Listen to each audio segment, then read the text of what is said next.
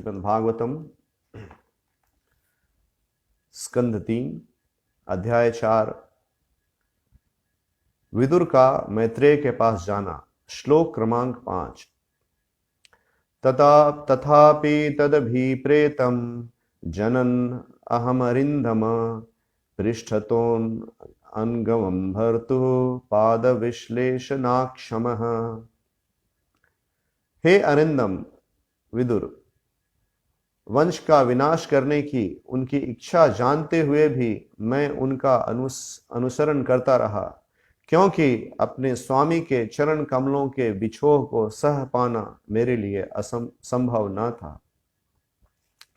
चूंकि इस श्लोक में तात्पर्य नहीं है तो हम अगले श्लोक में जाएंगे। अद्राक्षमेक मासीनम विचिन्वन् दयितं पतिं श्रीनिकेतं सरस्वत्यां कृतकेतमकेतनम्। अद्राक्षमेकम् आसीनं विचिन्वन् दयितं पतिं श्रीनिकेतं सरस्वत्यां कृतकेतमकेतनम्।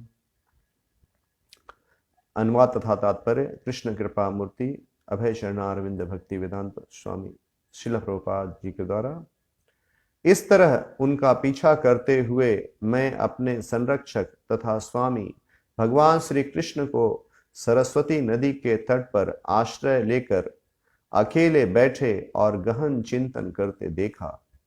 यद्यपि वो देवी लक्ष्मी के आश्रय हैं। तात्पर्य, जो लोग सन्यासी हो जाते हैं वे प्रायः किसी वृक्ष के नीचे आश्रय लेते हैं। उद्धव ने भगवान को उस स्थिति में आश्रय लेते हुए देखा जैसा आश्रयहीन व्यक्ति करते हैं। क्योंकि वे प्रत्येक वस्तु के स्वामी हैं, अतः उनका आश्रय हर स्थान पर है और हर स्थान उनके आश्रय में है। संपूर्ण भौतिक तथा आध्यात्मिक विराट जगत उन्हीं के द्वारा धारण किया हुआ है। अतएव वे हर वस्तु के आश्रय हैं। अतएव सन्यासियों की तरह आश्रयहीन होकर उनका आश्रय लेना तनिक भी आश्चर्यजनक नहीं था। हरे कृष्ण। अद्राक्षमेकम् आसीनं विचिन्वन् दयितं पतिं श्रीनिकेतं सरस्वत्यां कृतकेतम् अकेतनम्। इस तरह उनका पीछा करते हुए मैंने अपने संरक्षक तथा स्वामी भगवान श्री कृष्ण को सरस्वती नदी के तट पर आश्रय लेकर अकेले बैठे और गहन चिंतन करते देखा। यद्यपि वे देवी लक्ष्मी के आश्रय हैं।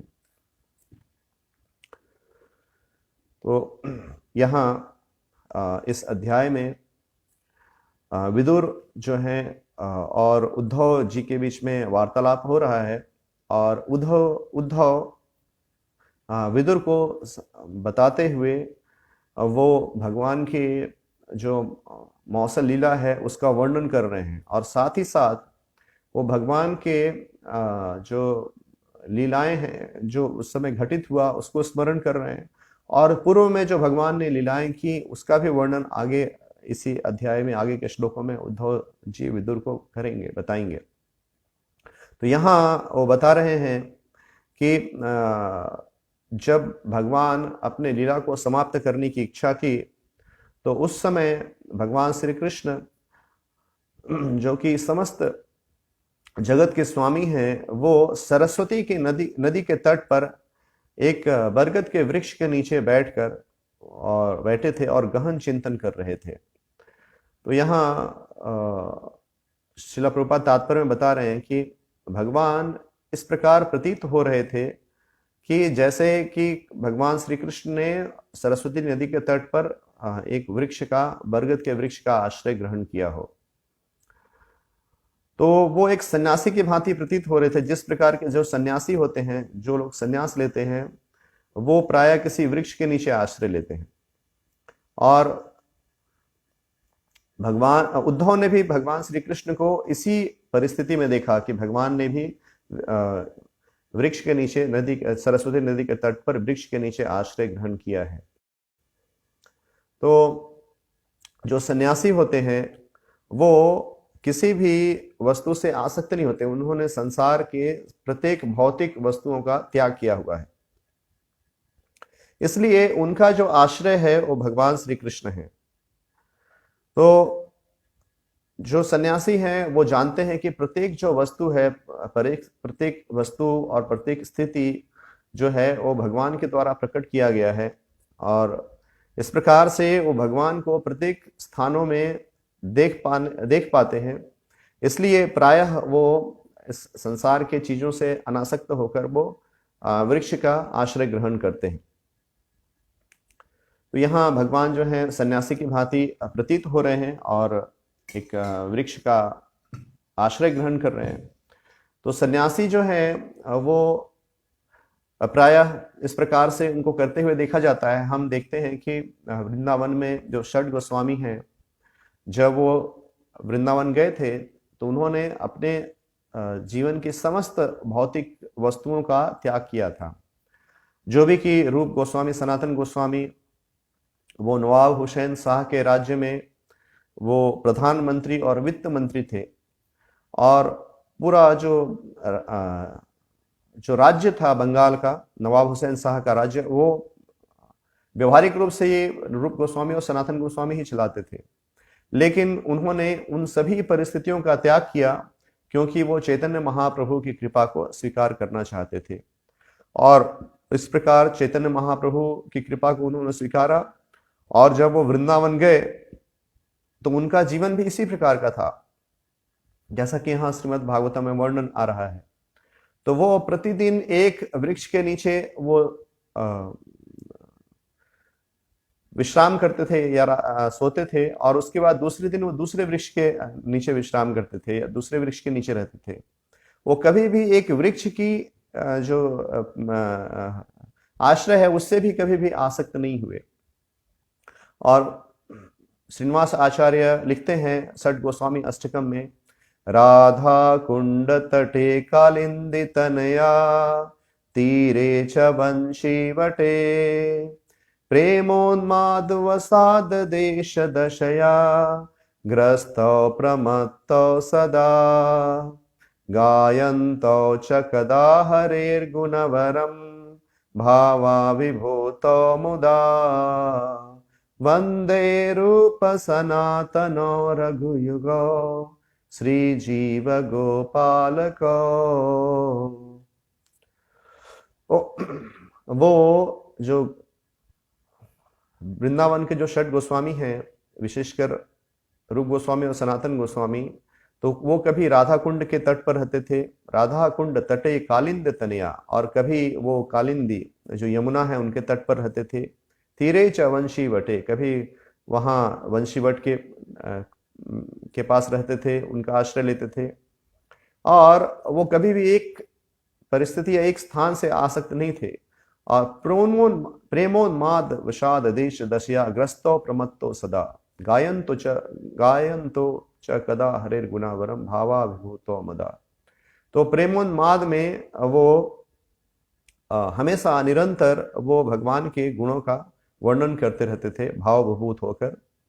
और किस प्रकार से करते थे, तो हे राधे ब्रज देवी के चललिते हे नंद सुनो कुतः श्री गोवर्धन कल्प पाद पतले कालिंदी वन्ये कुतः घोषंताविति सर्वते व्रजपुरो खेदैर महाविह्वलो वंदे रूप सनातनो रघुयुगो श्री जीव गोपालको। तो वो पुकारते थे, हे राधे, हे कृष्ण, हे राधे ब्रज देवी के चललिते, हे राधा रानी, ललिता देवी, हे नंद सुनो को, तो हे कृष्ण जो है आप कहाँ पर हो, श्री गोवर्धन कल्प पादप तले, क्या आप गोवर्धन के तलहटी में हो, या कालिंद वन्ये कुतः, या फिर आप यमुना के तट पर जो वन है वहां हो। और इस प्रकार घोषंताविति सर्वतो ब्रजपुरे केदर महाविह्वलो, इस प्रकार प्रेम से विह्वल होकर पूरे व्रज में वो पुकारते थे और भगवान को ढूंढते थे। घोषंताविति सर्वतो ब्रजपुरे। तो यह जो है सन्यासी का कर्तव्य है कि वो किसी भी स्थान से आसक्त ना होकर और वो एकमात्र भगवान श्री कृष्ण के चरण कमलों से आसक्त होकर उनकी सेवा में रत रहे। और उसी प्रकार जो है यहाँ ऐसा प्रतीत हो रहा है कि भगवान जो है वो भी एक अश्वत्थ या एक वट वृक्ष का आश्रय ग्रहण किए हैं सरस्वती की नदी के तट पर। यहाँ सरस्वती नदी का वर्णन आ रहा है। अभी जो सरस्वती नदी है वो सिर्फ हिमालय में ही दिखाई पड़ती है, बद्रिकाश्रम में।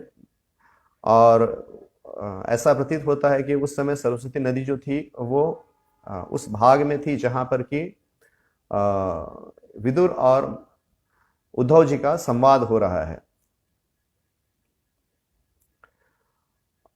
क्योंकि उस समय जो उद्धव हैं वो विदुर को भगवान के अंतिम लीला के समय में, जो लीला गुजरात में हुई थी, तो उस समय भगवान वहां बैठे थे। तो इसका अर्थ है कि उस समय सरस्वती नदी का प्रवाह गुजरात में भी, उस गुजरात के प्रांत में भी सरस्वती नदी का प्रवाह था।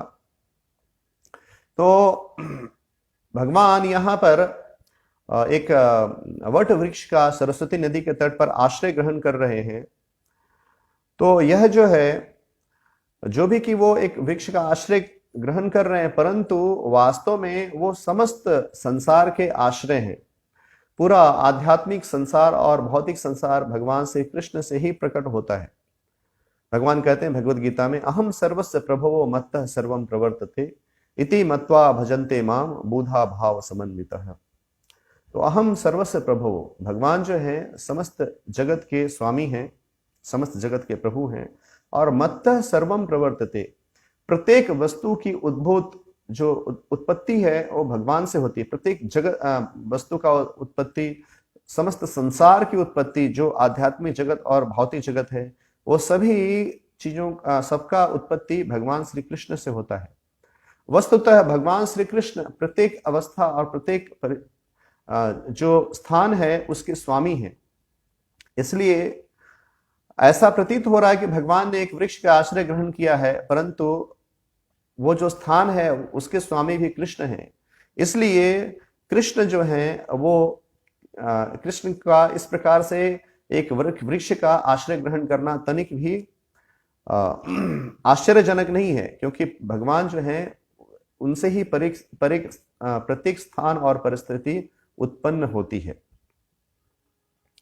तो भगवान भगवद गीता में बताते हैं कि मया ततम इदम सर्वम जगत अव्यक्त मूर्तिना मस्थानि सर्वभूतानि नाहं तेषु अवस्थितः। भगवान जो है वो कृष्ण से संपूर्ण जगत जो है वो व्याप्त है। मया ततम इदम सर्वम जगत अव्यक्त मूर्तिना, भगवान जो है अव्यक्त रूप में जगत में, पूरे संसार में प्रत्येक स्थान में वो व्याप्त हैं। और मत्स्थानी सर्वभूतानि नाहम तेषु अवस्थितः और न चाहम तेषु अवस्थितः। मत्स्थानी सर्वभूतानि, भगवान जो है प्रत्येक स्थान में अवस्थित हैं, प्रत्येक स्थान में व्याप्त हैं और प्रत्येक जीवों में विद्यमान हैं, लेकिन भगवान कह रहे हैं कि मैं वहां पर नहीं हूं। न च मत्स्थानि भूतानि पश्चिमे योगमैश्वरम भूत भिन्नम च भूतस्थो ममात्मा भूत भावना। तो जो भी कि भगवान से संपूर्ण जगत प्रकट हो रहा है, भगवान प्रत्येक स्थान में विद्यमान है, प्रत्येक जीव के हृदय में विद्यमान है, लेकिन भगवान कहते हैं कि, और कह रहे हैं कि वो जगत मुझ में है और मैं उनमें हूं, लेकिन मैं फिर भी उनसे परे हूं। तो यह जो है भगवान का ऐश्वर्य है, पश्चिमे योगमैश्वरम। तो समस्त जगत, समस्त जीव भगवान से प्रकट हो रहे हैं, भगवान का वास है वहां पर, फिर भी भगवान वहां रहते हुए भी उस स्थान से परे हैं। तो यह भगवान की योग ऐश्वर्य शक्ति है। और भगवान की यही जो ऐश्वर्य शक्ति है जो कि जीवों को बहुत ही भ्रमित करती है। भगवान के लीला को समझना जो है वो सिर्फ जो भगवान के अनन्य भक्त हैं वही भगवान की लीला को वास्तव में समझ पाते हैं। और जो दूसरे रूप हैं, भगवान के इस योग ऐश्वर्य को देखकर जीव, जो साधारण जीव हैं, बद्ध जीव हैं, वो भ्रमित हो जाते हैं। क्योंकि यहाँ जैसा कि यहाँ भागवतम में बताया जा रहा है कि भगवान ने एक इस प्रकार से वो उस वृक्ष का आश्रय ग्रहण किया, ऐसा प्रतीत हो रहा है कि भगवान का कोई आश्रय ही नहीं है। श्री निकेतम सरस्वत्याम कृतम अकेतम केतनम, इसमें कहा जा रहा है कि कृतकेतम, आश्रय लिए हुए, अकेतनम, बिना आश्रय के स्थित। तो भगवान ने आश्रय ग्रहण किया एक वृक्ष का, इस प्रकार से जैसा कि भगवान का कोई आश्रय ही नहीं है, परंतु वो श्रीनिकेतम, वो जो है वो लक्ष्मी को भी आश्रय देने वाले हैं और संपूर्ण जगत को आश्रय देने वाले हैं। तो इस प्रकार से जो भगवान की लीला है वो बहुत ही विस्मयकारी है, जो जीवों को बहुत भ्रमित करती है। जो भक्त, जो जीव भगवान को समर्पित नहीं है, वो भगवान की लीला से वो भ्रमित हो जाते हैं, क्योंकि वो कृष्ण के दिव्य अवस्था को नहीं जानते हैं। वो कृष्ण को अपनी अवस्था के अनुसार समझने का प्रयास करते हैं। जो भी व्यक्ति कृष्ण को अपनी अवस्था के अनुसार देखने का प्रयास करता है, वो कृष्ण की अवस्था को नहीं समझ सकता है, क्योंकि भगवान की अवस्था दिव्य है। और जो भक्त भगवान को समर्पित होता है, तो भगवान की कृपा से वह भगवान के लीला के उस गूढ़ रहस्य को समझ पाता है। ब्रह्मा जी श्रीमद् भागवतम में कहते हैं, अथापि ते देव पदाम्भुजाद्वय प्रसाद लेसानुगृहीत एव हि जानाति तत्त्वं भगवन् महिम्नो न चान्य एकोऽपि चिरन् विचिन्वन्। तो ब्रह्मा जी कह रहे हैं कि अथापि ते देव पदाम्भुजाद्वय प्रसाद लेसानुगृहीत एव हि। तो भगवान के तत्व को वो समझ पाते हैं, वो भक्त समझ पाते हैं जिनको भगवान की कृपा मिली है। अगर थोड़ी भी कृपा भगवान की मिल गई हो तो वो जीव जो है भगवान को समझ पाता है। प्रसाद लेशानुगृहीत एव हि, यदि भगवान की कृपा से कोई स्पर्श हो गया है तो वह अथापि ते देव पदाम्भुजाद्वय, वो जो भगवान के लीला को, कृष्ण के गुण रूप लीला को समझ पाता है, नाम रूप गुण लीला को समझ पाता है। और नचान्य एकोपि चिरन् विचिन्वन्, जो व्यक्ति भगवान को समर्पित नहीं है, वो व्यक्ति यदि चिरकाल तक यदि चिंता करें तो भगवान जो है कृष्ण का विषय अचिंत्य है, कृष्ण को समझा नहीं जा सकता है।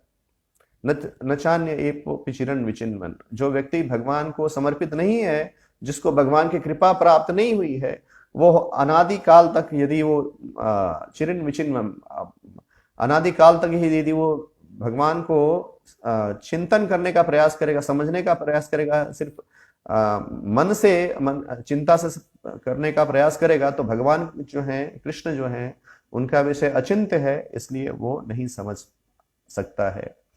इसलिए जो भगवान का विषय है, कृष्ण का जो लीला है, और प्रमुखता है जो भगवान का यह जो मौसल लीला है, यह साधारण जो जीव हैं, जो बद्ध जीव हैं संसार में, उनको बहुत भ्रमित करने वाला है। वो उसको समझ नहीं पाते हैं। और इसी प्रकार के जो महान भक्त हैं भगवान के, वो भी भगवान की लीला को बताते हैं कि हे कृष्ण, आपकी लीला जो है बहुत ही विस्मयकारी है और मैं इसको समझ नहीं पाता हूं। तो जैसा कि पहले स्कंध में कुंती महारानी भगवान को प्रार्थना करती हैं, और भगवान को प्रार्थना करते हुए कहती हैं, न वेद कश्चित् भगवन् चिकीर्षितं तवेहमानस्य नृणां विडम्बनं न यस्य कश्चिन् दयितोऽस्ति कर्हिचित् दैत्यस्य यस्मिन् विषमामतिर्नृणाम्। तो कुंती महारानी कह रही है कि न वेद कश्चित् भगवन् चिकीर्षितं तवेहमानस्य नृणां विडम्बनम्। हे कृष्ण, आपकी लीला जो है बहुत ही विडंबनाकारी है। आपकी लीला को मैं देखकर मुझे बहुत विडंबना होता है, बहुत विस्मय होता है। क्योंकि तवे हमानस्य, आप इस जगत में इस प्रकार से प्रकट होते हैं और कार्य करते हैं, जैसा कि ऐसा प्रतीत होता है कि एक मनुष्य कार्य कर रहा है। भगवान जो है एक मनुष्य की भांति वो कार्य करते हैं, लेकिन उनकी अवस्था दिव्य है। तो तवे हमानस्य नृणाम विडंबनम, जो इस प्रकार से ऐसा कार्य करते हैं जो कि लोगों के लिए बहुत विस्मयकारी है और मेरे लिए भी बहुत विडंबनाकारी है, बहुत ही। नयस्य कश्चित् दयितोऽस्ति कर्हिचित्, तो जो भगवान का आश्रय ग्रहण नहीं किया है, जो न यस्य कश्चित् दयितोऽस्ति कर्हिचित्, दैतस्य यस्मिन विषमा मतिर्निणाम, जो व्यक्ति भगवान से ईर्ष्या करते हैं, जो व्यक्ति जो है भगवान के शरणागत नहीं है, जो भगवान से ईर्ष्या करते हैं, वो व्यक्ति भगवान की लीला को नहीं समझ सकते। उनके लिए भगवान की लीला बहुत ही विस्मयकारी है, बहुत ही भ्रमित करने वाली है, क्योंकि कृष्ण जो है एक साधारण मनुष्य की भांति वो इस जगत में कार्य करते हैं, जो भी कि वो दिव्य, उनकी लीलाएं दिव्य हैं। जन्म कर्मश्च विश्वात्मन यस्या कर्तुमात्मनम यस्या कर्तुरात्मनः तीर्थयं नृषिषु यादस्सु तदयंतम विडंबनम। और आगे कुंती महारानी कहती हैं कि कृष्ण आप जो हैं अजन्मा हैं, और आप अजन्मा होते हुए भी आप जन्म लेते हुए प्रतीत होते हैं, और आपको कार्य करने के लिए कुछ भी नहीं है, क्योंकि आप जो हैं स्वयं में संतुष्ट रहने वाले हैं, फिर भी आप इस जगत में कार्य करते हैं। तो इस प्रकार से तीर्थन सिंधिषु यादसु तद्यंतम विडंबनम, इस प्रकार से जो आपकी लीला है बहुत ही विडंबनाकारी है, बहुत ही विस्मयकारी है। और आगे वो उदाहरण देती हैं कुंती महारानी, गोप्या ददे त्वयि कृता गसिदाम तावद याते दशाश्रु कलिलांजन संभ्रमाक्षम वक्र वक्त्रम ननीय भय भावना भवनायाति स्थितस्य समय समाम विमोहित भीर यपि यद बिभेति। तो कुंती महारानी प्रार्थना करती हैं, गोप्या ददे त्वयि कृता गसिदाम तावत, यशोदा माता ने आपको रस्सी से बांध दिया, त्वयि कृतासी गत दाम तावत, आपको रस्सी से यशोदा माता ने बांध दिया। और जब यशोदा माता ने आपको रस्सी से बांधा तो उस समय आपकी कैसी परिस्थिति थी? याते दशाश्रु कलिला अंजन संभ्रमाक्षम, जो आपके जो आंखें हैं, दशा अश्रु कलिला, आपकी जो आंखें हैं, जो संभ्रमाक्षम, आपके जो आंखें हैं वो भयभीत हैं, और भयभीत अवस्था में जो आपकी आंखों में जो अंजन लगा हुआ है, दशाश्रु कलिला, आपकी आंखें भयभीत हैं, और जो है आपकी आंखों से अश्रुधार बह रहा है, और इस प्रकार से जो आपकी आंखों के ऊपर जो अंजन माता ने लगाया है वो सब जो है धुल रहा है, और वक्त्रम ननीय भवनया स्थितस्य, ऐसा प्रतीत हो रहा है कि आप यशोदा माता से उनकी छड़ी से आपको बांधा है, तो आप बहुत ही भयभीत हैं। तो आपको भय होने का इस जगत में कोई कारण नहीं है। समाम विमोहति भी रपि यद बिभेति, वो जो भय है वह भी भगवान से भय करता है। भी रपि यद बिभेति, भय को किससे भय होता है? जो भय है, जो भय का मूर्तिमान स्वरूप है, वह संसार को भय में डालता है, लेकिन वह भय वह भगवान श्री कृष्ण से भयभीत है। और यहाँ भगवान श्री कृष्ण यशोदा माता से भयभीत हो रहे हैं। यशोदा माता ने उनको बांधा है, और भगवान जो हैं भयभीत अवस्था में हैं, भगवान क्रंदन कर रहे हैं, और इस प्रकार उनके जो आंखें हैं भयभीत अवस्था में अश्रु बह रहा है, और इस प्रकार से भगवान के आंखों में लगा हुआ जो काजल है, कलिला अंजन जो है वह जो है वो आंखों से गिर रहा, धुल रहा है। तो यह परिस्थिति जो है वो मुझे बहुत ही विस्मयकारी करने वाली है, बहुत विमोहित करने वाली है। समाम विमोहति यद भीरपि यद बिभेति, यह मुझे बहुत विमोहित करने वाला है। तो यहाँ कुंती महारानी ये प्रार्थना कर रही हैं कि आपकी जो लीला है वो बहुत ही मोहित करने वाला, विमोहित करने वाला है। तो यहाँ अंतर यह है कि जो भगवान के शुद्ध भक्त जो भगवान की लीला से विमोहित होते हैं, और एक साधारण बद्ध जीव जो भगवान की लीला से विमोहित होता है, वो दोनों विमोहित अवस्था समान नहीं है। जो महान भक्तगण भगवान के उस लीला से विमोहित होते हैं, वो भगवान की योग शक्ति के द्वारा, योग माया की शक्ति के द्वारा वो विमोहित होते हैं। और जो लोग जो साधारण बद्ध जीव हैं, वो भगवान के बहिरंगा शक्ति के द्वारा, भगवान के माया शक्ति के द्वारा विमोहित होते हैं। तो भगवान जो है वो दैवी ही ऐसा गुणमयी मम माया दुरत्यया मामे वे प्रपद्यन्ते माया में एताम तरन्ति ते। तो भगवान की दैवी शक्ति जो है, जो माया है, वह संसार को भ्रमित करने वाला है। दैवी ही ऐसा गुणमयी मम माया दुरत्यया, और उसको पार करना पाना कठिन है। लेकिन जो भक्तगण जैसे कुंती महारानी, यहाँ उद्धव जी हैं, विदुर हैं, और उसी प्रकार हम देखते हैं कि भगवान ने ब्रह्म मोहन लीला में ब्रह्मा जी को भ्रमित किया। तो भगवान जो ब्रह्मा जी को भ्रमित करते हैं, तो ब्रह्मा जी भी भगवान के शुद्ध भक्त हैं। तो भगवान अपनी लीला को और सरस बनाने के लिए और जो है और संसार के बद्ध जीवों को यह शिक्षा देने के लिए वह अपने शुद्ध भक्तों के माध्यम से देते हैं। तो जो भगवान के शुद्ध भक्त जो हैं, वो जब भगवान की इस लीला से भ्रमित होते हैं, तो वो उनका जो भ्रमित अवस्था है, वह भ्रमित अवस्था योग माया के द्वारा दिया गया है। वो भ्रमित अवस्था में भी कृष्ण को ही सदा स्मरण करते हैं। वो कृष्ण का विस्मरण नहीं आता है, उनको कृष्ण का विस्मरण नहीं होता है। वो भगवान से विमोहित होते हैं, परंतु उनका चित्त हमेशा कृष्ण के चरण कमलों में लगा रहता है। जैसा कि यहाँ कुंती महारानी का चित्त जो है वो भगवान के चरण कमलों में लगा हुआ है, और इस प्रकार से कुंती महारानी भगवान को संबोधित कर रही है कि आपका जो लीला है किस प्रकार से कितना विस्मयकारी है, कितना विडंबनाकारी है। और जो साधारण जो बद्ध जीव हैं, वो भगवान के जो देवी माया है, दैवी माया से वो विमोहित होते हैं, और इस प्रकार वो उनका चित्त कृष्ण में नहीं लगा होता है, परंतु उनका चित्त स्वयं के इंद्रियों को तृप्त करने में लगा होता है। और जो व्यक्ति स्वयं के इंद्रियों को तृप्त करने में लगा हुआ है, वह कृष्ण को कदापि समझ नहीं सकता है। इसलिए भगवान जो हैं वो सिर्फ अपने भक्तों द्वारा समझे जाते हैं, और विशेषकर उन भक्तों द्वारा समझे जाते हैं जो भगवान के को नाम रूप गुण लीला को गुणगान करने में उनका चित्त लगा हुआ है, जिनका चित्त भगवान के चरण कमलों की सेवा में सदा लगा हुआ है। भगवान ऐसे भक्तों के द्वारा ग्राह्य है।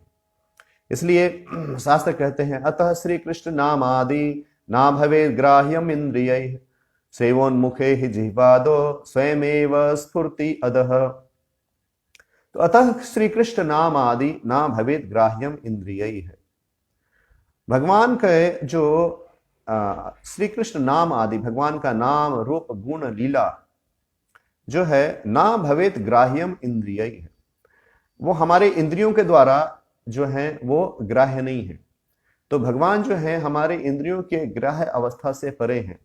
हम भगवान को इन इंद्रियों से नहीं समझ सकते हैं, क्योंकि भगवान जो है वो अधोक्षज है, हमारी इंद्रियों के जो पहुंच से भगवान परे हैं। इसलिए कह रहे हैं कि अतः श्री कृष्ण नाम आदि ना भवेद ग्राह्यम इंद्रिय। अपनी इंद्रियों से भगवान को समझने का प्रयास मत करो। सेवोन्मुखे ही जिह्वा दो, आप अपनी इंद्रियों से भगवान की सेवा करने का अभ्यास करो, सेवा करने का प्रयास करो। तो वो सेवा जो है इंद्रियों द्वारा ऋषिकेन ऋषिकेश सेवनम भक्तिर उत्तमा। तो अपने इंद्रियों द्वारा, इंद्रियों के जो स्वामी हैं उनकी सेवा करने से भगवान को हम समझ सकते हैं, भगवान के विषय को, उनके नाम रूप गुण लीला को समझ सकते हैं। तो यहाँ शास्त्र बता रहे हैं कि सेवोन्मुखे ही जिह्वा दो, हमें जो हमारी इंद्रियों के द्वारा जो सेवा करनी है भगवान को, इंद्रियों को भगवान की सेवा में लगाना है, तो जो प्रथम इंद्रिय है जिसको कृष्ण की सेवा में लगाना है वो हमारी जिह्वा है। सेवन मुखे ही जिह्वा दो, हमारा मुख है, हमारी जिह्वा है। तो हमारा जो मुख है और जिह्वा है उसका क्या कार्य है? तो जिह्वा जो है उससे हम बोलते हैं, हम उससे उच्चारण करते हैं। तो हमें अपने जिह्वा का उच्चारण करना है, भगवान श्री कृष्ण का नाम को लेकर भगवान श्री कृष्ण के नाम का संकीर्तन करना है, अपने जिह्वा का उपयोग करना है। हरे कृष्णा कृष्ण कृष्ण हरे हरे, हरे राम राम राम हरे हरे। तो हम अपने जिह्वा का उपयोग करते हैं भगवान के नाम का गुणगान करने में, भगवान के पवित्र नाम का संकीर्तन करने में। और जो मुख है, मुख का उपयोग करते हैं भगवान के जो भगवान को का जो प्रसाद है उसको ग्रहण करने में। तो जो भगवान के प्रसाद को, भगवान के जो दिव्य जो भगवान को भोग अर्पण किया गया है और भगवान ने उसे ग्रहण करके जो हमारे लिए कृपा के रूप में दिया है, प्रसाद का अर्थ है कृपा, तो भगवान का जो कृपा है प्रसाद के रूप में, जब उसको हम आस्वादन करते हैं, अपने मुख से कृष्ण का नाम लेते हैं और जिह्वा से उसका आस्वादन करते हैं, तो हम जो है इस प्रकार से अपनी ये इंद्रियों का को कृष्ण की सेवा में लगाना आरंभ होता है। और उस प्रकार हम सभी अपनी जितने भी ज्ञानेंद्रिय हैं और जितने भी कर्मेंद्रिय हैं, उससे हम भगवान श्री कृष्ण को सेवा कर सकते हैं, उनको भगवान श्री कृष्ण की सेवा में लगा सकते हैं। लेकिन हमें आरंभ कैसे करना है? तो अपने मुख से और अपने जिह्वा से, मुख से भगवान श्री कृष्ण का पवित्र नाम का उच्चारण करना है और जिह्वा से हमें भगवान श्री कृष्ण के प्रसाद को ग्रहण करना है। तो जैसे ही हमारी भक्ति, हम सभी अपने जीवन में देखा होगा कि हमारी भक्ति ऐसे ही आरंभ होती है कि किसी भक्त ने हमें प्रसाद दिया, हम भक्तों के मध्य में आए, हमें प्रसाद प्राप्त हुआ और भक्तों के साथ आकर हमने भगवान श्री कृष्ण का नाम उच्चारण किया, या किसी व्यक्ति ने हमें कोई पुस्तक दिया, हमने उसको पढ़ा और इस प्रकार से हमें भगवान श्री कृष्ण के विषय में ज्ञात हुआ। तो भगवान श्री कृष्ण को समझने का जो सरल मार्ग है वह यह है कि हम अपनी इंद्रियों को भगवान श्री कृष्ण की सेवा में लगाते हैं और विशेषकर अपने मुख और अपने जिह्वा से उसका आरंभ करते हैं। तो इस प्रकार से भगवान जो है वो सभी जीवों के आश्रय हैं। और जैसा कि भगवद गीता में कहा गया है, भोक्तारम यज्ञ तपसाम सर्वलोक महेश्वरम सुहृदम सर्वभूतानाम ज्ञात्वा माम शांतिम ऋच्छति। तो भगवान जो है वो समस्त जीवों के, समस्त संसार के आश्रय हैं और इसलिए भगवान का आश्रय लेना ही जीव का कर्तव्य है। मनुष्य जन्म में जो उन जीवों को जो जिनको मनुष्य जन्म में प्राप्त हुआ है, भगवान श्री कृष्ण के चरणों का आश्रय ग्रहण करना ही उनके जीवन का सर्वोच्च सिद्धि है। क्योंकि कृष्ण जो है वो भोक्तारम यज्ञ तपसाम सर्वलोक महेश्वरम, भगवान ही, कृष्ण ही समस्त जगत के स्वामी हैं और सभी कार्यों के भोक्ता हैं। भोक्तारम यज्ञ तप, सभी यज्ञ के भोक्ता हैं।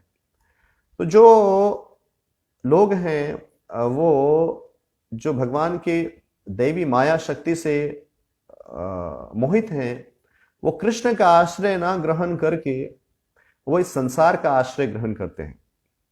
तो इस संसार में किन चीजों का आश्रय ग्रहण करते हैं? तो अपने घर का, अपने बैंक बैलेंस का, अपने फिनांस का, अपने परिवार के लोगों का, अपने जो रिलेटिव्स हैं उनका, जो समाज है उसका आश्रय ग्रहण करते हैं।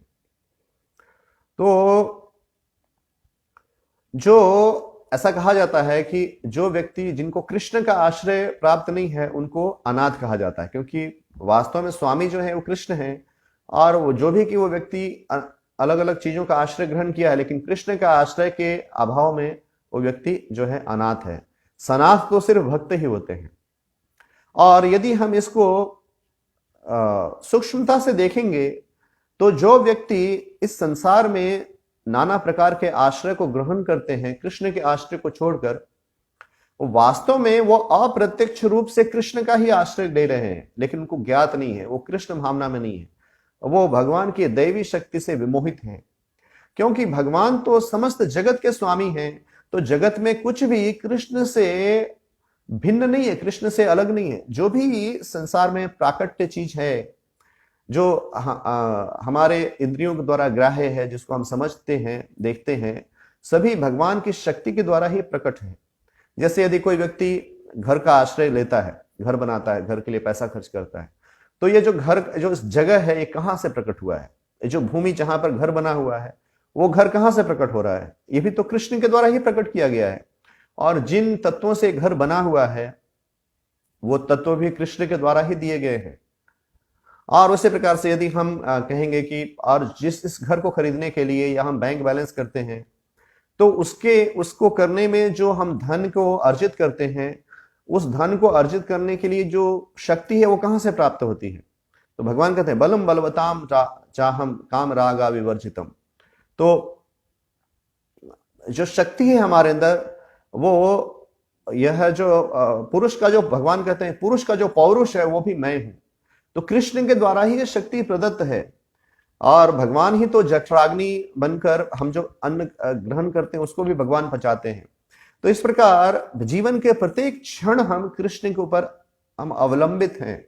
लेकिन जो बद्ध जीव है वह मोह अवस्था में वो इस बात को समझ नहीं पाता है और कृष्ण का आश्रय ना ग्रहण करके वो नाना प्रकार से बाकी चीजों का आश्रय ग्रहण करता है और ये वो इस प्रकार से वो उसका जीवन भ्रम में उसका जीवन व्यतीत होता है। तो वास्तव में जो घर है वह भी कृष्ण के द्वारा ही दिया गया है। यदि हम उसे समझते हैं यदि हम उसे नहीं समझते हैं, परंतु वो कृष्ण के द्वारा प्रदत्त है। जो फाइनेंस है वो भी कृष्ण के द्वारा दिया गया है। जो परिवार है वो परिवार का जो जन्म है उसे भी कृष्ण देते हैं। भगवान कहते हैं पितामह जगतो माता धाता पितामह वेद्रम पवित्रम ओमकारम ऋगसाम युद्रेव च। तो भगवान ही माता है, भगवान ही पिता है और जो जन्म देने वाले हैं वो भी भगवान है। तो जो हमारा परिवार है उस परिवार में जो संतान उत्पत्ति हो रहा है वो संतान को भी जन्म देने वाले कृष्ण हैं और जो हमारे सगे संबंधी हैं, समाज है, यह भी कृष्ण के द्वारा ही प्रदान किया गया है। तो ये सभी चीजें कृष्ण के द्वारा प्रदत्त है। लेकिन मोहवश जीव जो है वो स्वार्थ के वशीभूत होकर वो ये सोचता है कि मेरे भोग के लिए है, ये सब कुछ मेरा है। वास्तव में जीव का कुछ भी नहीं है, वो सभी कृष्ण का है। इसलिए जब जीव देह को त्याग करता है तो सभी चीजें अलग हो जाती है, कुछ भी उसके साथ नहीं जाता है क्योंकि उसका पहले भी नहीं था, उसको थोड़े समय के लिए उसको दिया गया था उपयोग करने के लिए। इसलिए हमारी जो वास्तविक आसक्ति है उसे वो आसक्ति कृष्ण में होनी चाहिए, ना कि हमें इस भौतिक जगत में हमारी आसक्ति होनी चाहिए। और यदि हम उसको गहनता से विचार करेंगे तो जो भौतिक जगत की आसक्ति है उस आसक्ति को भी हम कृष्ण की आसक्ति में परिणित कर सकते हैं, उसको परिवर्तित कर सकते हैं कृष्ण भावना अमृत का विकास करके। और यदि हम कृष्ण भावना का विकास नहीं करेंगे तो क्या होगा, वो जो आसक्ति है वो हमें जीवन में हमें सर्वोच्च गति को प्राप्त नहीं कराएगा। जैसे हम कभी कभी जो है किसी घर में जाते हैं, किसी लोगों के घर में जाते हैं, कभी कभी किसी का घर जो है बहुत विशाल होता है, बड़ा होता है और जो लोग होते हैं वो विशेषकर जो हवेली होता है, बड़े बड़े घर होते हैं, उसमें लोग अपने दादा परदादा और जितने कितने दादा हैं उनके फोटोज को लगा कर रखते हैं। और जो है उसी घर में कभी कभी चूहा भी डोलता रहता है, घूमता रहता है। तो आसक्ति के वशीभूत यह संभव है कि उनके जो दादा हैं परदादा हैं वो उस घर के गृह आसक्ति के कारण उसी घर में जो है वो चूहा बनकर घूम रहे हों। तो जो भौतिक आसक्ति है उसका यदि हम उसको गूढ़ता से उसके रहस्य को देखेंगे, उसको समझेंगे, तो वो आसक्ति हमें नहीं होनी चाहिए, क्योंकि वो चीजें भी जिन चीजों से हम आसक्त हैं वो चीजें भी भगवान के द्वारा ही प्रदत्त हैं, वो भगवान के द्वारा ही दी गई हैं। इसलिए हमें अनाथ नहीं होना है, हमें सनाथ होना है। हमें भगवान श्री कृष्ण के चरण कमलों का आश्रय ग्रहण करना है। और ये आश्रय किस प्रकार से हम ग्रहण करते हैं, तो जो हमारे पास है, जैसे जो त्यागी जो व्यक्ति हैं, जैसे जो वर्णाश्रम में जो 4 वर्ण और 4 आश्रम भगवान ने बनाए हैं, तो जो ब्रह्मचारी, गृहस्थ, वानप्रस्थ और संन्यास है, तो ब्रह्मचारी, वानप्रस्थ और संन्यास इनका जो आश्रय है वो विशेषकर प्रत्यक्ष रूप से कृष्ण है। और जो गृहस्थ हैं उनको यह चेतना को विकसित करना चाहिए कि ये जो घर है, जो अतो गृह क्षेत्र, जो ऐसे कहा गया अतो गृह क्षेत्र सुताप्त वित्तर जनस्य मोहयम अहम ममेति, जो लोग हैं वो ये समझते हैं कि ये जो गृह क्षेत्र और वित्त, ये जो पैसा धन संबंधी ये सब जो है वो व्यक्ति को मैं और मेरा का भावना को प्रकट कराता है।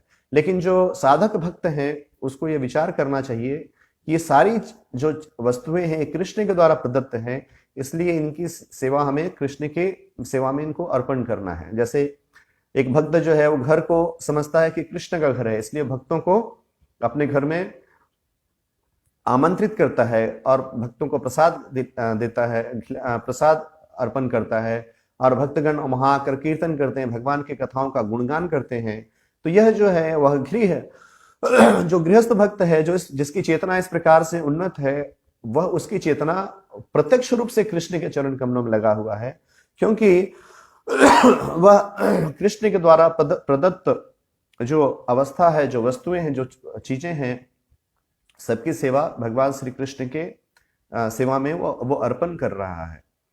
तो इस प्रकार से जो भक्त अपने समस्त इंद्रियों को, अपने जीवन के समय को, शक्ति को और अपने भौतिक उपलब्धताओं को, भौतिक परिस्थिति को भगवान के सेवा में अर्पण करता है, वह व्यक्ति सनाथ है, वह व्यक्ति भक्त है।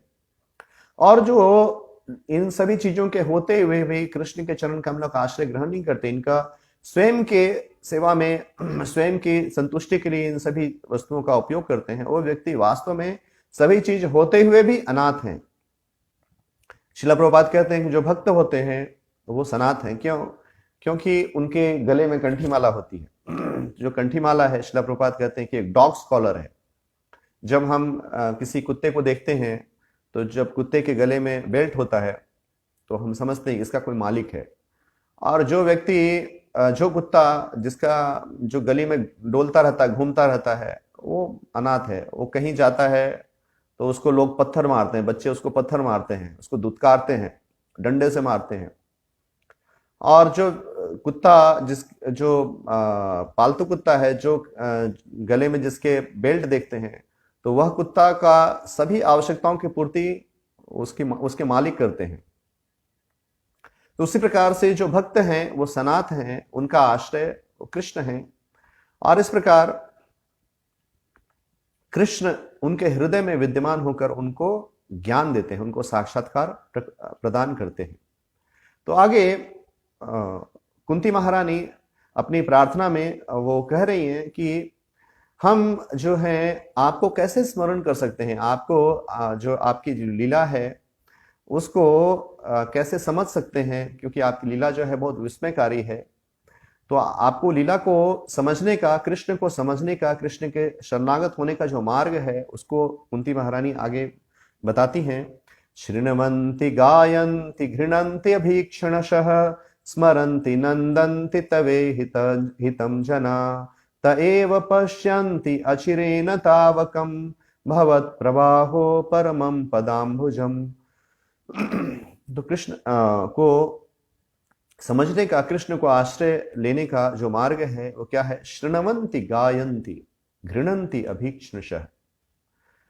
शृण्वन्ति, हमें कृष्ण के विषय में श्रवण करना है, कृष्ण की लीलाओं का श्रवण करना है।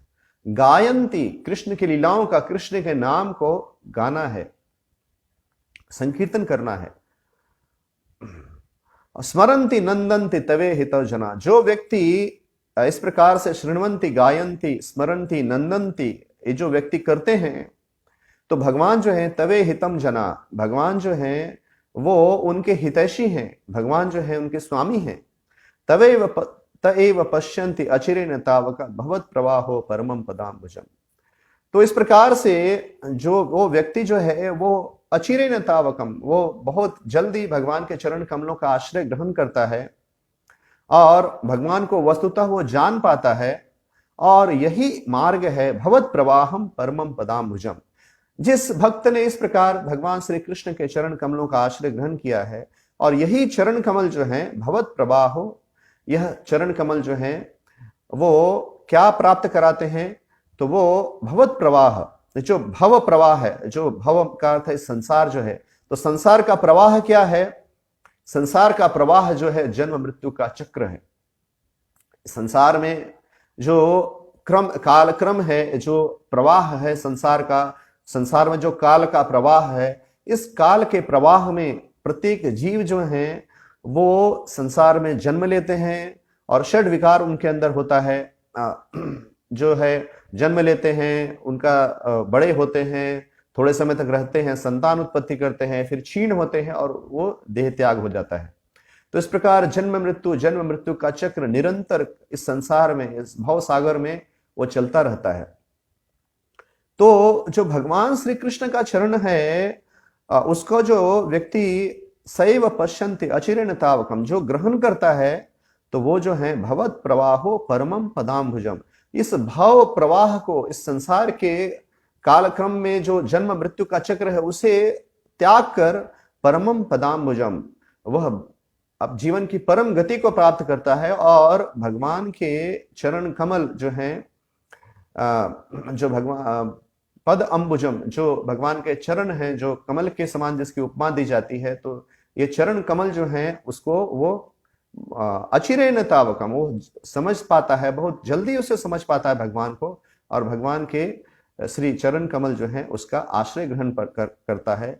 और इस प्रकार से वह भव प्रवाह से, जो संसार का चक्र है, जन्म मृत्यु का चक्र है, उससे वो विमुक्त हो पाता है।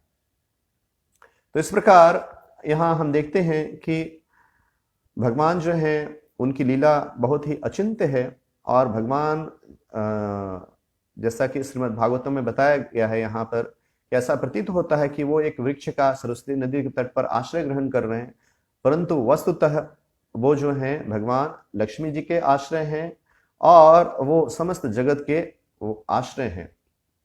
और भगवान के इन लीलाओं को एक भक्त ही समर्पित भावना से, जो भक्त है वो भगवान की इन लीलाओं को समझ पाता है, और जो व्यक्ति भगवान को शरणागत नहीं है उनके लिए ये जो लीलाएं हैं वो बहुत ही मायावी हैं, और वैसे लोग को जो भगवान के शरणागत नहीं है ऐसी लीलाओं को समझ पाना असंभव है।